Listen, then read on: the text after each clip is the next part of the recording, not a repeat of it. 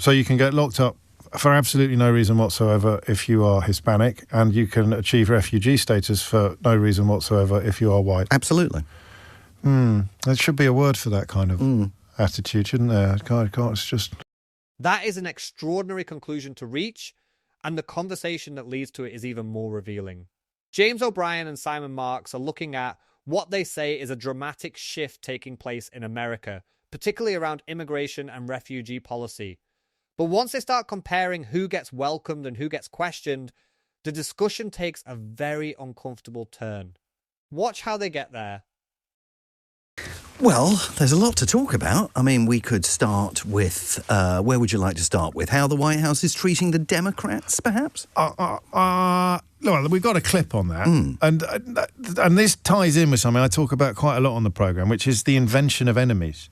The fact that, it happens in this country. They start talking about the radical left copying Donald Trump. And you say, well, who do you mean? Who are these people? And why haven't I been invited to their get-togethers and their parties? These are largely non-existent groups. But I've never heard it quite as bad as Caroline Leavitt, the press secretary at the White House, made it yesterday. The Democrat Party's main constituency are made up of Hamas terrorists, illegal aliens, and violent criminals. That is who the Democrat Party is catering to, not the Trump administration and not the White House and not the Republican Party, who is standing up for law-abiding Americans, not just across the country, but around the world. So, I mean, off the top of your head, how many votes did the Democrats get at the last election? 72 million? 73 million? 72 million people who fall into this category. The Democrat Party's main constituency are made up of Hamas terrorists, illegal aliens, and violent criminals. To be facetious for a moment, if there are 72 million Hamas terrorists, violent criminals, and illegal aliens in the United States of America, leaving aside, of course, the fact that the illegal aliens wouldn't be able to vote, they're not doing a very good job of keeping the country safe, are they? Look, I think that this is a really serious trajectory on which the White House has placed itself over the last 3 months. It was 2.5 months ago when Stephen Miller, the Deputy White House Chief of Staff, the chief ideologue of the Make America Great Again movement and Donald Trump's really right-hand man in terms of philosophy, first described the Democratic Party as a domestic extremist organisation.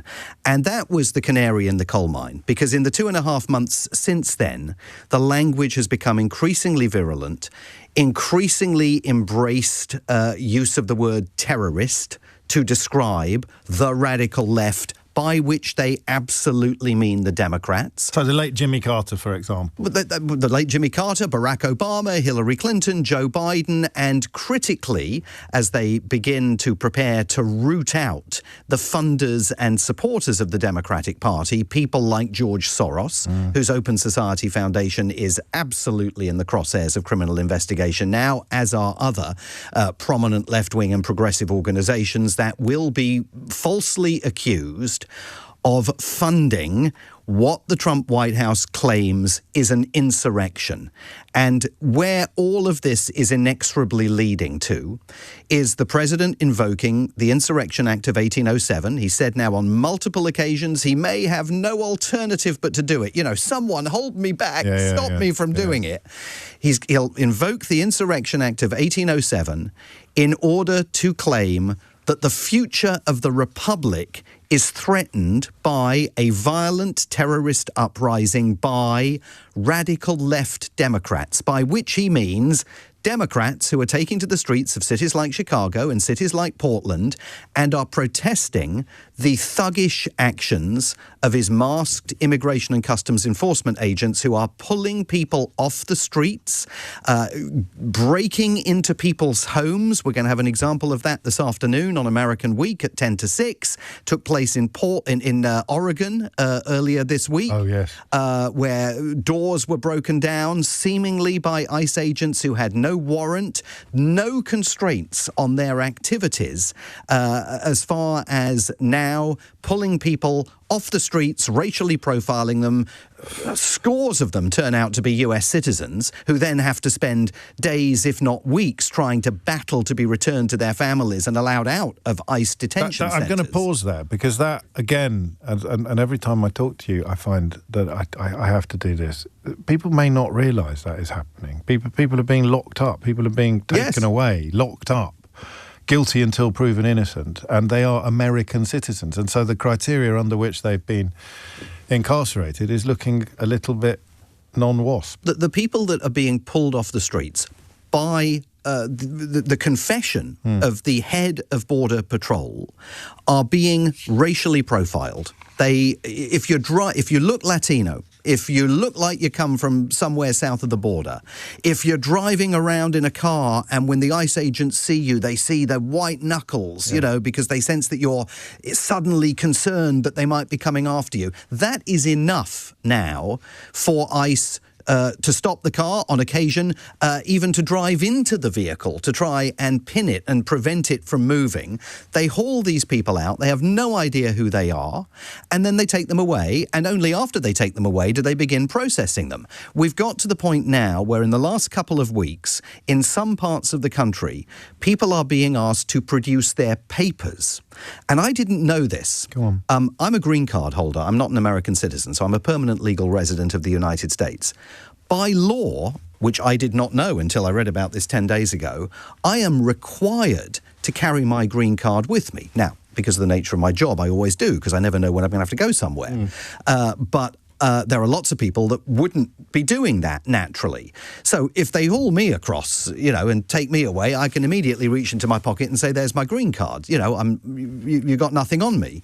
But if you don't have the capacity to produce your papers now, your visa to show that you've got one, your green card to show that you're a legal permanent resident, or potentially your passport to show that you're a US citizen, they'll take you away. And so we've reached the show me your papers stage of this authoritarian government. I don't know what words to use anymore, because every time you come in we talk about the ratcheting up or the seriousness of it or the increasing absence of any sort of leavening factors or reasons to be cheerful. I don't think there are any, not least if you are a journalist who has been working at the Pentagon for 20 years. Yes, well, absolutely. I mean, we are now at a point where for the first time since 1943, since the first time since that iconic Pentagon-shaped complex opened, there are no accredited members of the press covering events in that building as a result of changes that Pete Hegseth, the man we must now call the Secretary of War, decided to implement with regards to the activities of journalists who have covered things going on at the Pentagon and monitored how it spends $1 trillion in taxpayer money every year.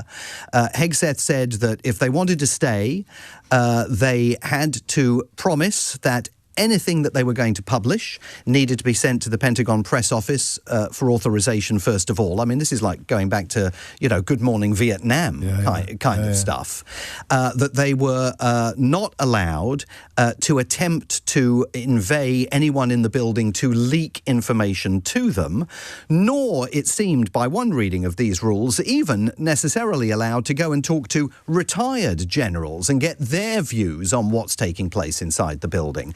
And this is coming, James, at a time when the United States has been engaged in extrajudicial killings in the Caribbean, 6 separate speedboats that we have to take on trust from Pete Hegseth really were engaged in the business of drug trafficking narcotics to the United States. They could share intelligence if they wanted to, if they had it. They could have come forward and provided all sorts of proof to back up their claims. But they're just blowing speedboats out of the water. And this week, Donald Trump saying that he might start launching airstrikes on Venezuelan soil as well. Yeah. They don't even pretend to have a legal justification for any of this. The legal justification is apparently we've got to save American lives from Venezuelan drug traffickers and therefore we'll do anything that we want to do in order to do it. So the Pentagon accredited journalists have all refused to sign these new rules of the road, and they've all left the building. What does that mean? It means that Pete Hegseth is presiding over a Pentagon that is not now receiving any scrutiny from inside the building. But they'll be able to carry on doing the job. Yes, from outside the building. I see. But you won't be able to see things that are happening. You won't be able to sit in a briefing room and be briefed by the Pentagon press secretary or by Pete Hegseth, the Secretary of War.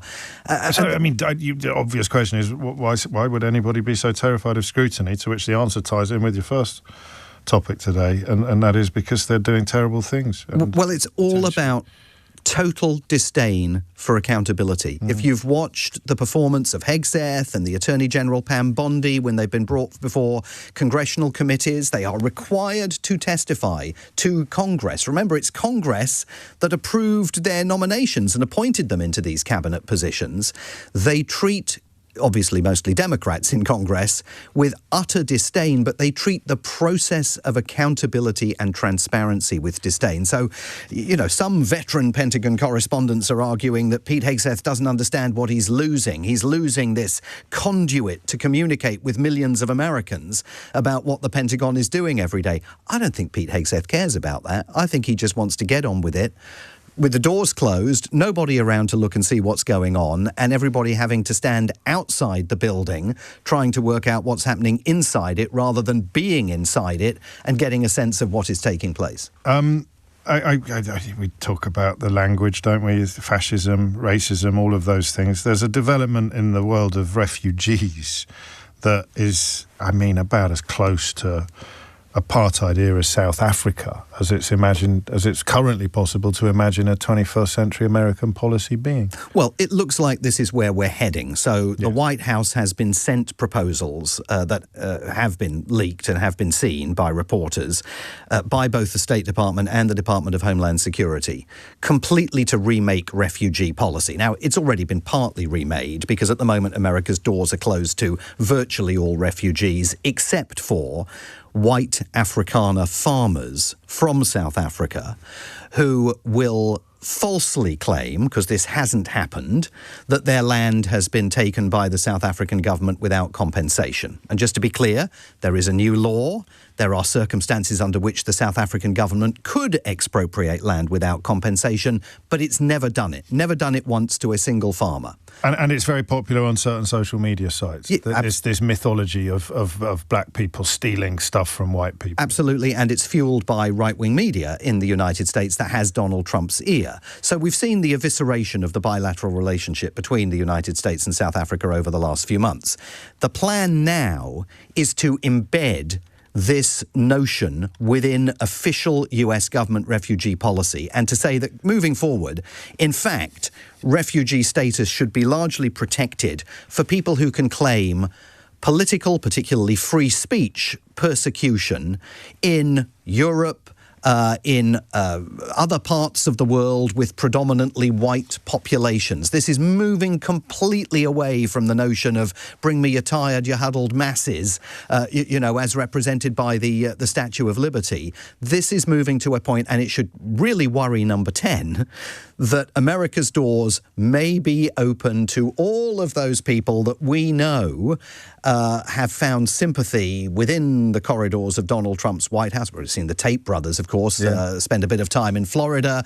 There will be others that may soon find themselves being afforded refugee status by a US government that is no longer interested in helping, for example, the victims of the conflict in Sudan. And of course, you won't have to prove anything if you're on this list. You won't have to prove persecution. You won't have to prove that your freedom of speech has been in any way curtailed. You'll just have to say that it has and have enough followers on social media to be helpful to the White House's mission. Well, the bar's very low already because the South African just got to be white. Situation is sort of making the case. I mean, you do have to go through a process in South Africa, but it's based on a falsehood. So you can get locked up for absolutely no reason whatsoever if you are Hispanic, and you can achieve refugee status for no reason whatsoever if you are white. Absolutely. There should be a word for that kind of attitude, shouldn't there? God, it's just on the tip of my tongue. When are you heading back? Next weekend. Okay. How are you feeling about that? I'm feeling... look, I'm a very privileged person. I have the capacity to come and go for as long as they allow me to come and go. I am able to do my work on both sides of the Atlantic, and I'm very lucky and grateful for that. So, I'm very committed to being there and observing events in the United States as a foreign pair of eyes, an international observer of what is taking place. Even though next year will be my 33rd year there, I still feel very much an outsider, not an insider. And I'm going to carry on doing that for as long as I can in sort of time-honoured fashion. And if it becomes impossible to do it, well, it becomes impossible to do it. But I don't think we're at that point yet. Hopefully. Final question, one I've probably asked you before, is the stuff that you report to us, and I work in London, I rely on international media and to an increasing extent, actually, some of the outlets that I access via Blue Sky. Is the urgency present in the States? It's not, even on the other side of the aisle. The people that will be as repulsed by all the things you've just discussed as we are not as exercised by it or as aware of it as they should be? Well, they're exercised, particularly at a grassroots level, which is why you're seeing what you're seeing in Chicago and Portland and other cities across the country. But they're leaderless. They are absolutely rudderless. And there's hardly any... And the media has been cowed. A lot of the media has been cowed, not just evicted from the Pentagon, but bought by allies of Donald Trump. Right, and if you look at what's happened at the Pentagon, it's perfectly possible that may eventually happen at the White House as well. Already, as you and I have talked about before, the White House press corps has been swelled by all of these polemicists who suddenly have a place at the table that they would never have been given before. Very good piece in The New Yorker that's just come out today by Susan Glasser about the state of the current White House press corps and where it may be heading. And of course, the media behemoths, CBS bent the knee, ABC now being taken over essentially by MAGA sympathizers. ABC bent the knee, the Washington Post completely eviscerated as any kind of respectable journalistic outlet anymore after Jeff Bezos and Will Lewis bent the knee to Trump. I mean, it's not what it used to be. It is impossible to exaggerate. And I mean, you say polemicist, others might say white supremacist liars have got the upper hand in so many corners of this administration and indeed this profession. What makes this exchange so striking is how many different warning signs end up pointing in the same direction. From the language being used about political opponents to the treatment of immigrants, the pressure on journalists, and the questions being raised around refugee policy, James O'Brien and Simon Marks are arguing that this is not just a collection of isolated controversies, it is a broader change in how power is being exercised. And that is really the question viewers have to consider for themselves. At what point does tough political rhetoric become something more serious? When governments start deciding who deserves protection, who deserves suspicion, and who gets to scrutinize those decisions, those debates stop being abstract very quickly. Whether you agree with their conclusions or think they are overstating the situation, the issues raised here deserve scrutiny rather than slogans. Let me know what you think in the comments. Do you believe these developments represent a genuine threat to democratic accountability, or is the reaction being exaggerated? Keep the discussion respectful. And if you enjoy political debates and breakdowns like this, make sure you like the video, subscribe, and turn on notifications for more.